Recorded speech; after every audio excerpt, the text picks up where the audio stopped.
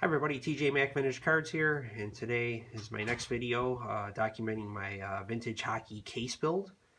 And it's going to be 30 cards between 1952 and 1963 Parkhurst and Topps. And so far I have 5 displayed here, and I'm adding the 6th today to complete the first row.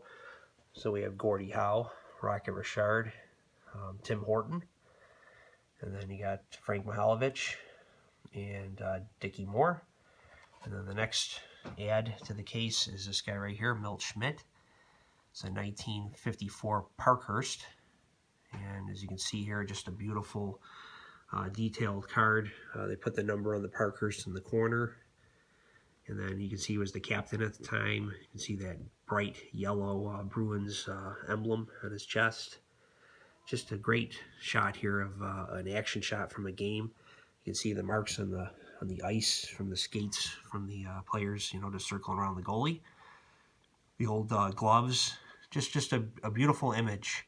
And I was saying to Cy Guy 29, we were just commenting back and forth that these hockey cards, the action shots, were really ahead of their time. I know 56 Topps baseball had the action backgrounds, but hockey was doing this every year in the 50s. They had these beautiful just skating shots, or especially the 54 Parkhurst had these great game action shots. So did 53 as well.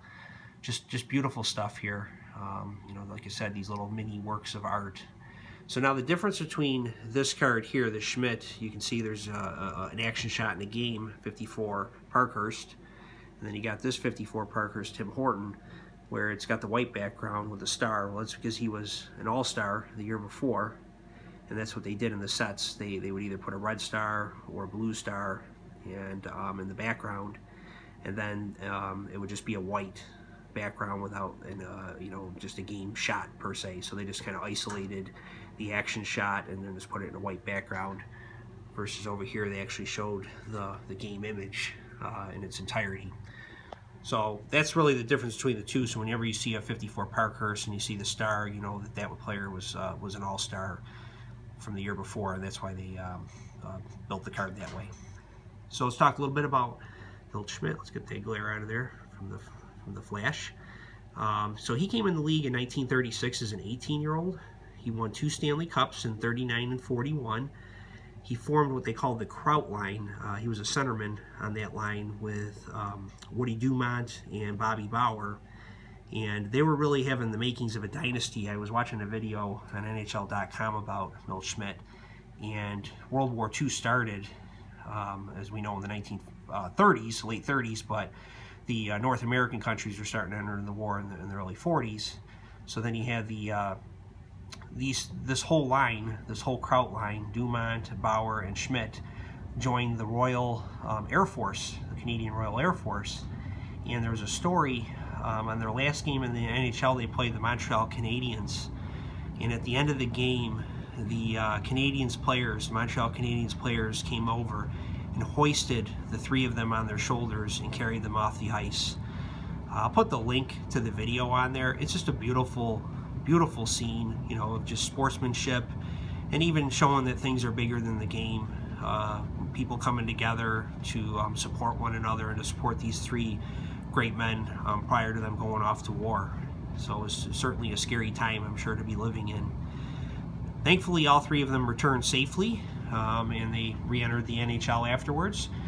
Schmidt became the captain of the Bruins. He won the Hart Trophy as the MVP in 1951. Retired in the 54-55 season. So you can see this is a card towards the end of his career. And then he became a coach of the Bruins, where he coached Johnny Buchek and some other great players from that era. And then he went to become a GM, where he was one of the guys responsible for signing the great Bobby Orr. He helped scout him. And then he also, as GM, orchestrated the trade to bring in Phil Esposito, of which him and Orr led the Bruins to 2 more Stanley Cups in the 70s. So Schmidt, I call him Mr. Bruin. That's not an original name for him. Others, I'm sure, have called him that, just because he was with the franchise for many, many years, probably longer than anybody. And he played different roles as a player, as a coach, as a GM. And he lived to be 98 years old. At the time of his death, he was the oldest living hockey player, former hockey player. And just when you read, you know, certainly after people die, a lot of nice things are said about them normally, but he seemed to be a really beloved person within the organization, and just one of those guys that carried over across many different generations just for how long he served. He ended his career with 209 goals, 575 points, and I believe it was 776 games. So just an outstanding player, and happy to add him to my case. So we're going to move back here. Let's see the first row completed. It's really starting to come along nicely. Just these great shots.